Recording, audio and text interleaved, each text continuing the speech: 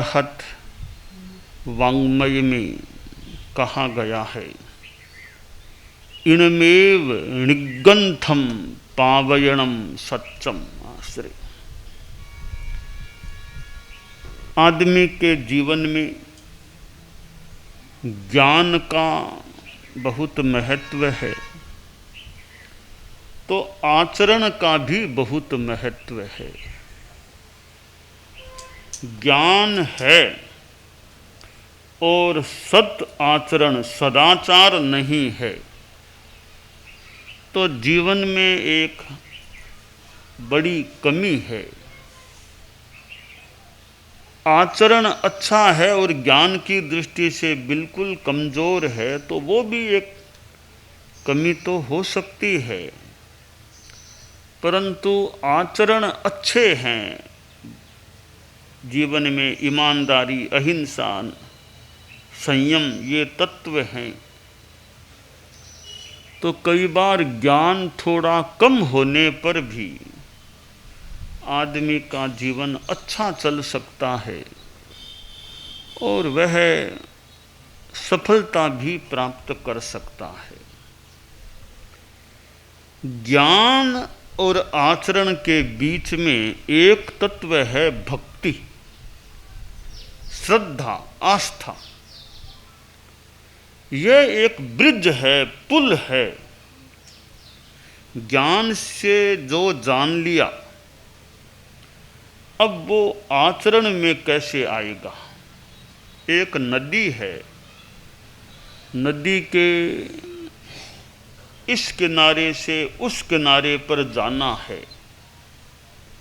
नदी गहरी है, या तो नदी को हो सके तो पैरों से भी चल करके आदमी पार कर दे। बहुत गहरी है, ट्रैफिक को जाना है, लोगों को जाना है, तो नदी में होकर जाना कठिन है, तो ब्रिज बना दिए जाते हैं, पुल बन जाते हैं। जगह जगह, कई जगह नदी के ऊपर पुल मिलते हैं और उसके ऊपर से वाहन भी दौड़ते हैं, आदमी भी चलते हैं।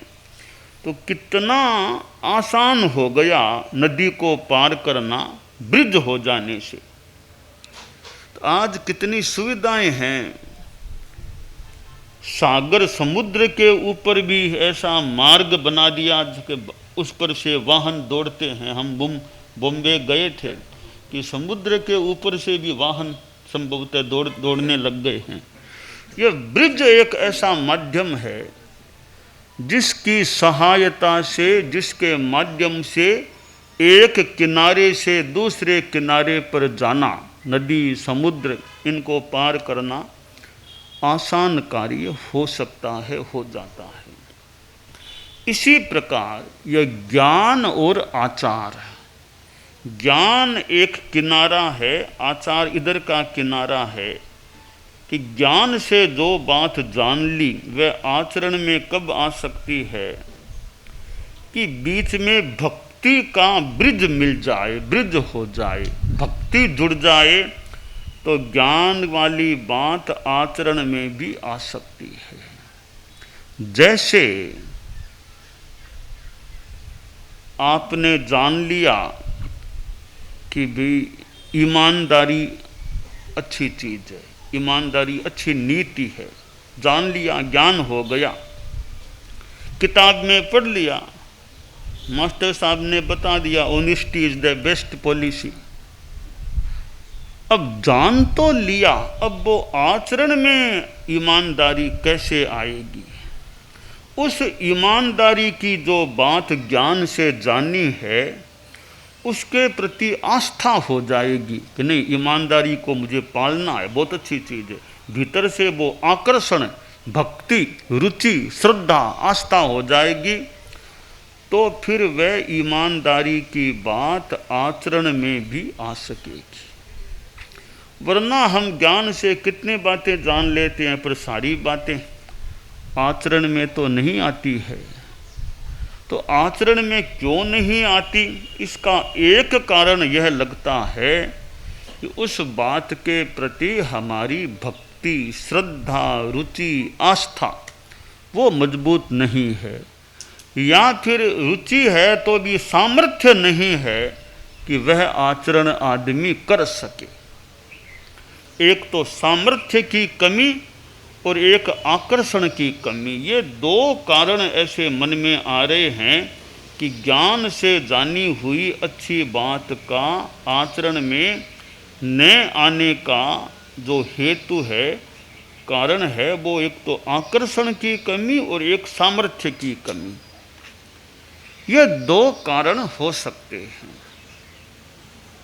भक्ति आराध्य के प्रति भी होती है, भी हमारे जैसे अरहतों के प्रति भक्ति हो, भगवान महावीर के प्रति भक्ति, गुरुओं के प्रति भक्ति, ये आराध्य के प्रति भी भक्ति हो सकती है।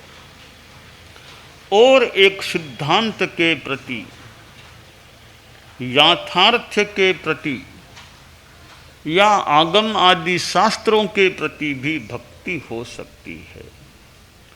तो भक्ति हमारी वास्तविक यानी भीतरी है या बाहरी है। बहुमान और भक्ति यानी भीतरी वो श्रद्धा है या थोड़ा ऊपरी ऊपरी तौर पर ही है। ऊपरी तौर पर होना एक बात है, भीतर गहरे में वो आस्था भक्ति होना, दृढ़ आस्था भक्ति होना, वो थोड़ी एक अलग बात हो सकती। ऊपरी ठीक है, व्यवहार निभाना है, हाथ जोड़ लिया, हम राज हाँ, ऊपर से कर लिया। एक भीतर के मन में भक्ति है कि अरहत भगवान महावीर भगवान, भीतर में भक्ति है।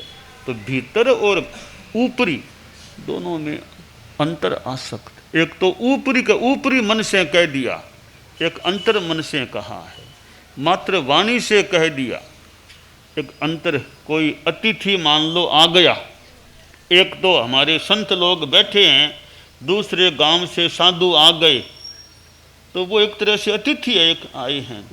एक तो सा आ गए हैं, आज तो करना पड़ेगा, आतिथ्य करना पड़ेगा, आ गए क्या करें, भी लाओ गोचरी लाओ, करना पड़ेगा। वो करना पड़ेगा बोल के ऊपरी मन से ठीक है, करना तो पड़ा, उनकी आतिथ्य कर दिया। एक अंतर मन भी हमारे संत आ रहे हो, हमें बहुत अच्छी भक्ति करना, हमारे संत बड़े प्रेम से और से अंतर मन से उनका आतिथ्य करे। एक तो करना पड़े, ऊपरी मन से करना पड़े, एक अंतर मन से भक्ति आतिथ्य किया जाए। इन दोनों में बड़ा अंतर है कि भी आ गए हैं तो गोचरी लानी पड़ेगी, वो करना पड़ेगा, पानी लाना पड़ेगा, इनके लिए वो करना। तो इसमें भार क्यों मानते हो भी? ठीक है, हमारे संत आए हैं तो बड़े प्रेम से विनय से हम उनकी यथोचित भक्ति करें। तो भक्ति ऊपरी भी हो सकती है और अंतर मन से भी हो सकती है। हमारे आराध्य हैं तो हमारे मन में उनके प्रति अंतरंग भक्ति हो। आचार्य गांव बाहर पधारे तो शौच पंचमी समिति के लिए कहीं कोई पांव के गंदगी लग गई, आचार्य जी के कोई उधर गंदगी पड़ी थी, वो पांव के लग गई। आचार्य जी एक जगह विराज गए, अब संत आसपास थे, कभी वो गंदगी लग गई है तो कोई लकड़ी देखो, कोई लकड़ी लाओ गंदगी उतारें साफ करें। तो संत कोई लकड़ी को खोजने लगा। एक थोड़े प्रौढ़ मुनि थे, वो लकड़ी वो हाथ से ही सफाई करने लग गए। आचार्य जी के पांव की गंदगी लगी थी। आचार्य जी बोले ये क्या करते हो हाथ से? कहने गुरुदेव क्या फर्क, इसमें क्या फर्क है, हाथ से सफाई कर ले। अब एक तरह की भक्ति, लकड़ी क्या खोजना, हाथ से सफाई कर दो ना, हाथ से धो लेंगे, साफ कर लेंगे, और क्या है। तो ऐसे भक्ति की बात अंतर मन की भी हो सकती है, ऊपरी भी हो सकती है। अंतर मन की भक्ति का एक उदाहरण कि एक गांव के बाहर शिव का मंदिर था। कई जगह मंदिर होते हैं, तो शिव का मंदिर था। तो गांव के लोग यूँ सुबह सुबह कई लोग शिव के मंदिर में जाते, कीर्तन भक्ति करते, आधा घंटा जो भी कर करा के अपने ढंग से पूजा करके आ जाते। उन जाने वालों में एक भील जाति का लड़का, वो भी रोज प्राय जाता, अपने ढंग से वो भी भक्ति करता।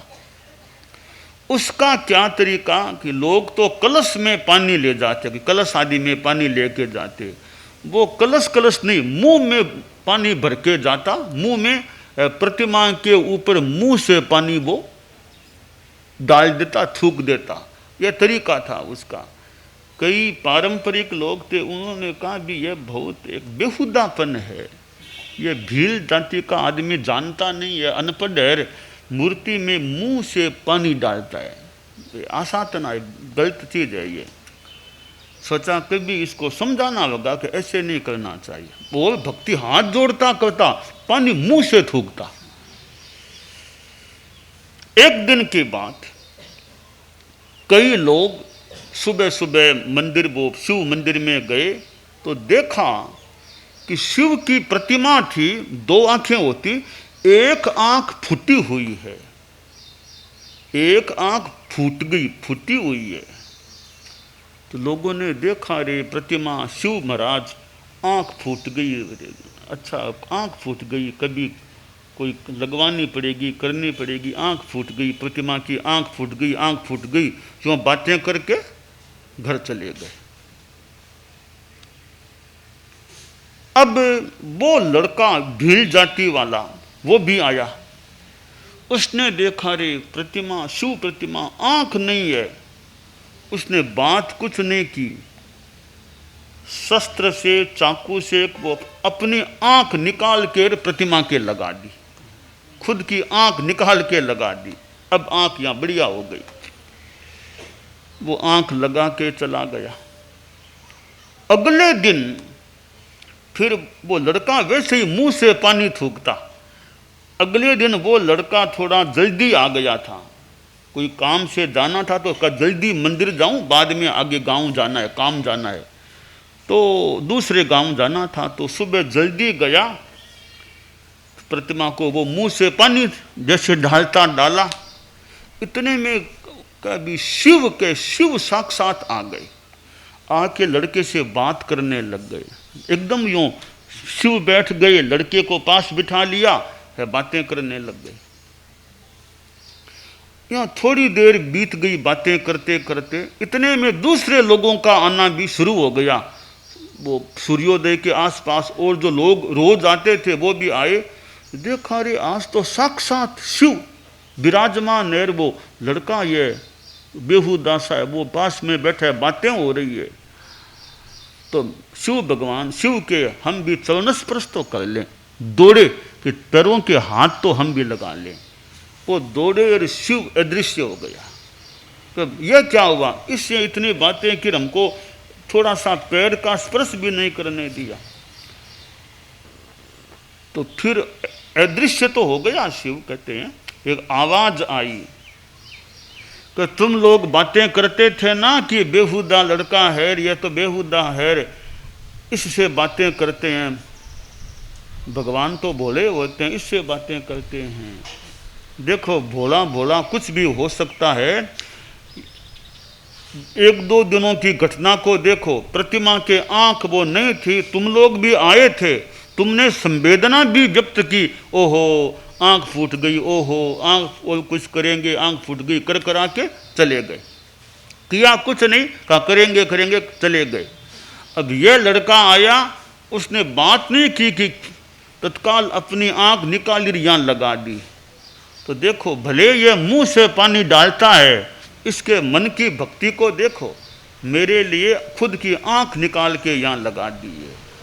इसलिए मैं इस लड़के से प्रसन्न रहता हूँ, इससे बात करता हूँ। ये एक बात आती है, यानी कि बहुमान और भक्ति दोनों में अंतरंग जो है अनुराग, तो हमारा जिस बात के प्रति अंतरंग अनुराग है, अब ईमानदारी के प्रति आपका अगर अंतरंग अनुराग हो गया तो थोड़ी कठिनाई झेल करके भी आप झूठ बोलने से बचने का, चोरी करने से बचने का प्रयास कर सकेंगे। अंतरंग में अनुराग नहीं है, हाँ ईमानदारी बहुत अच्छी है, ईमानदारी बहुत अच्छी है, शिक्षक भी स्कूल में कहते हैं honesty is the best policy, महाराज लोग भी बखान में कहते हैं बहुत अच्छी है, ईमानदारी बहुत अच्छी है।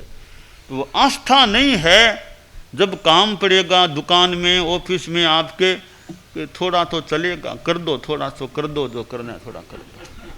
तो क्योंकि इतनी भक्ति नहीं है कि सच ईमानदारी के प्रति की नहीं बोलेंगे। थोड़ा लाभ हो रहा है तो जो करना उसको कर दो थोड़ा सा। वाह, तो ये भक्ति होती है तो वो आचरण, ज्ञान की बात आचरण में आसानी से आ सकती है। इसलिए यह ज्ञान और आचार के बीच में दर्शन, ज्ञान दर्शन चारित्र, तो ज्ञान और चारित्र बीच में दर्शन को ले लें, या दर्शन का ब्रिज पुल बना लें। भक्ति दर्शन यानी भक्ति श्रद्धा वो हो जाती है तो वो ज्ञान से जानी हुई बात हमारे आचरण में आसानी से आ सकती है।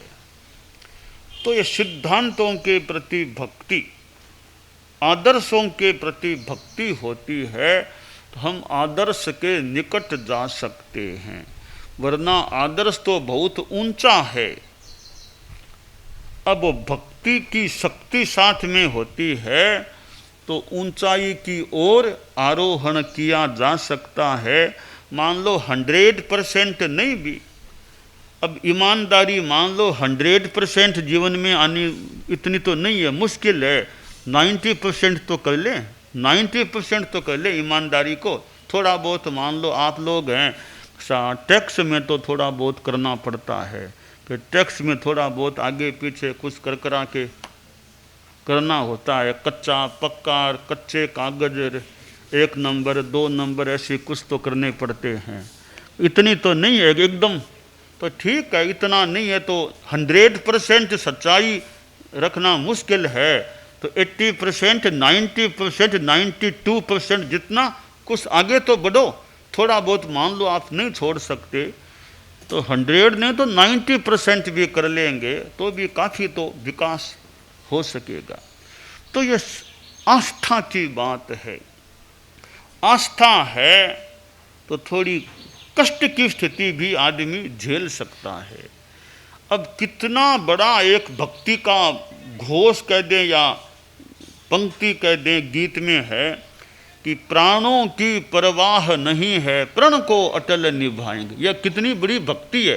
अगर वास्तव में मन में ऐसा हो जाए कि प्राणों की परवाह नहीं है, प्रण को अटल निभाएंगे, यह बड़ी भक्ति की बात है। नहीं अपेक्षा है औरों की, स्वयं लक्ष्य को पाएंगे। एक तुम्हारे ही वचनों का भगवन, प्रतिपल सबल सहारा। प्रभो तुम्हारे पावन पथ पर जीवन अर्पण है सारा। बढ़े चले हम रुके न क्षण भी, हो यह दृढ़ संकल्प हमारा। यह संकल्प में भी एक प्रकार की संभवतः भक्ति होती है। भक्ति के बिना संकल्प मजबूत नहीं होता। सपने यूँ पूरे नहीं भी हो सकते, संकल्प फिर भी पूरे हो सकते हैं।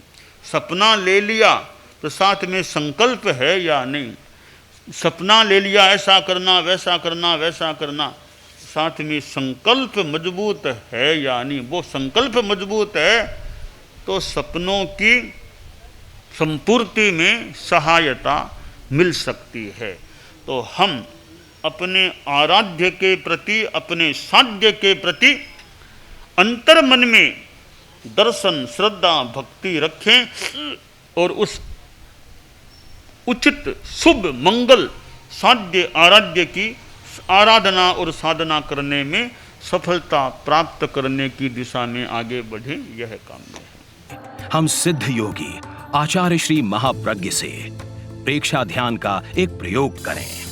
आपको एक प्रयोग कराया जा रहे हैं श्वास प्रेक्षा का।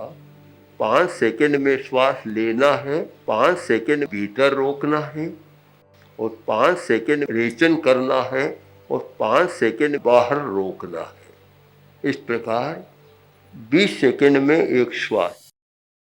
सावधान रहे, श्वास भरे,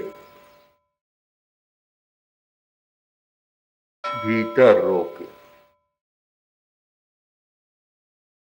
रेचन करें, बाहर रोके, श्वास भरे, भीतर रोके, रेचन करे, बाहर रोके, श्वास भरे, भीतर रोके, रेचन करे, बाहर रोके, श्वास भरे, भीतर रोके, रेचन करे, बाहर रोके, श्वास भरे, भीतर रोके, रेचन करे, बाहर रोके, श्वास भरे, भीतर रोके, रेचन करे, बाहर रोके, श्वास भरे। प्रयोग संपन्न।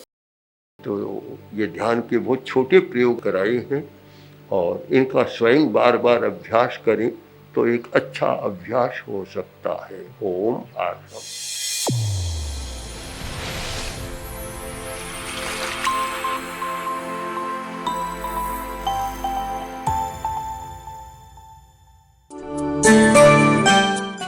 एकाग्रता, तन्मयता, अपने आप को मंगलमय अनुभव करते हुए नमो अरहंताणम, नमो सिद्धाणम, नमो आयरियाणम, नमो उवज्झायाणम, नमो लोए सब्बसाहूणम, एसो पंचणमुक्कारो सब्ब पावपणासनो, मंगलाणं च सब्बेसिं पढ़मं हवइ मंगलम।